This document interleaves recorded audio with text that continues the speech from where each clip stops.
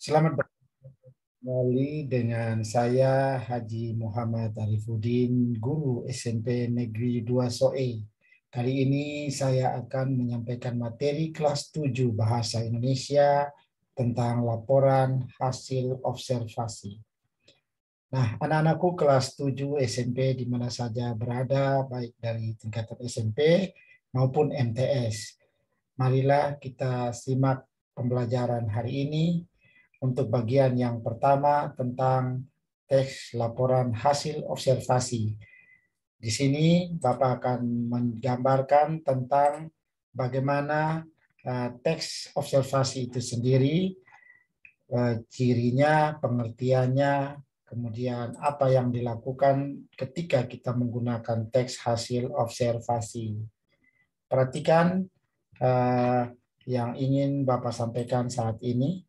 Mudah-mudahan semuanya bisa mengikuti secara baik dan dapat melakukannya dan dapat mempraktekannya dalam kehidupan kalian maupun pembelajaran di kelas 7.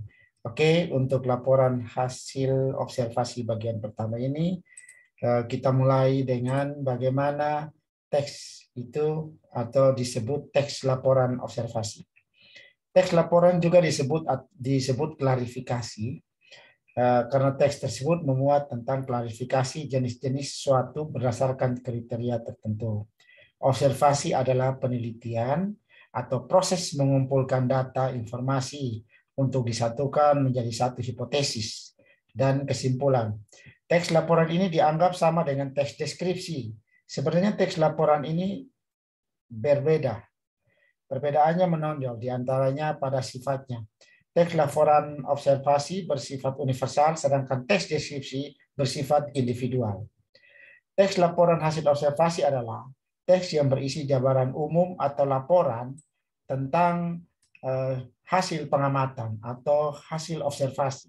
Teks laporan ini juga disebut klarifikasi karena memuat klarifikasi mengenai jenis-jenis sesuatu berdasarkan kriteria tertentu.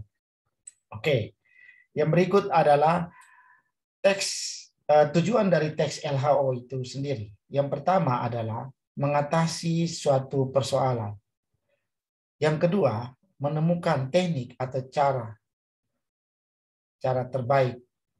Yang ketiga, mengambil keputusan yang lebih. Yang keempat, melakukan pengawasan dan atau perbaikan. Yang kelima adalah mengetahui perkembangan suatu permasalahan. Ini adalah 5 tujuan dari teks LHO: mengatasi suatu persoalan, menemukan teknik atau cara terbaik mengatasi persoalan, mengambil keputusan yang lebih bijaksana, melakukan pengawasan atau perbaikan, dan yang kelima, mengetahui perkembangan suatu persoalan. Sedangkan fungsi dari teks laporan hasil observasi adalah yang pertama, melaporkan atau tanggung jawab di sebuah tugas dan kegiatan pengamatan.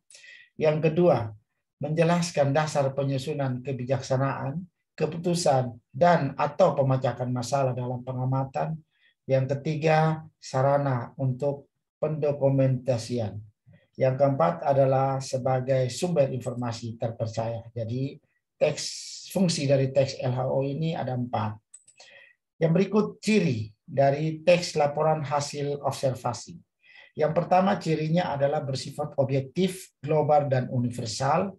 Yang kedua adalah objek yang dibicarakan dibahas adalah objek yang tunggal. Yang ketiga, ditulis secara lengkap dan sempurna. Yang keempat, ditulis berdasarkan fakta dengan pengamatan yang telah dilakukan, dan informasi merupakan bagian penelitian terkini yang sudah dibuktikan kebenarannya. Yang berikut tidak mengandung prasangka atau dugaan keberpihakan yang menyimpang atau tidak tepat. Dan yang kelima, saling berkaitan dengan hubungan berjenjang antara kelas dan subkelas yang ada di dalamnya.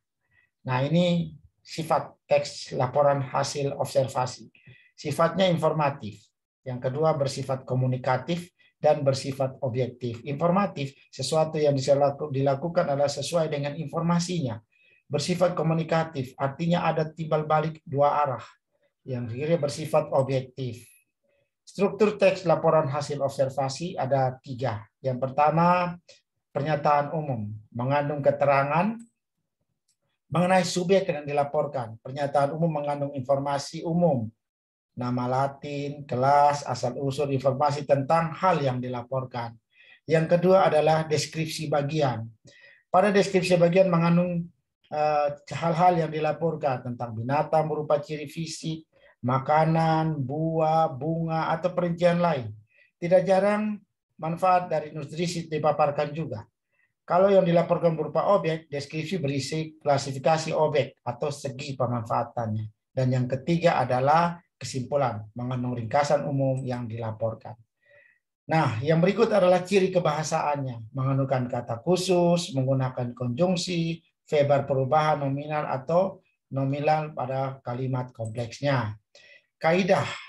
Nah, anak-anakku kelas 7 di mana saja berada, kaidah klasifikasi berupa anggota lebih dari satu. Yang berikut adalah objektif, ditulis secara lengkap dan sempurna. Yang berikut, yang keempat adalah logis, dijelaskan secara umum menggunakan arti bahasa. Oke, untuk sementara ini ada beberapa hal yang bisa Bapak sampaikan tentang laporan teks hasil observasi di bagian pertama ini. Mudah-mudahan bermanfaat bagi anak-anakku sekalian. Salam sehat untuk kita semuanya. Kita akan bertemu di bagian kedua tentang laporan hasil observasi. Terima kasih.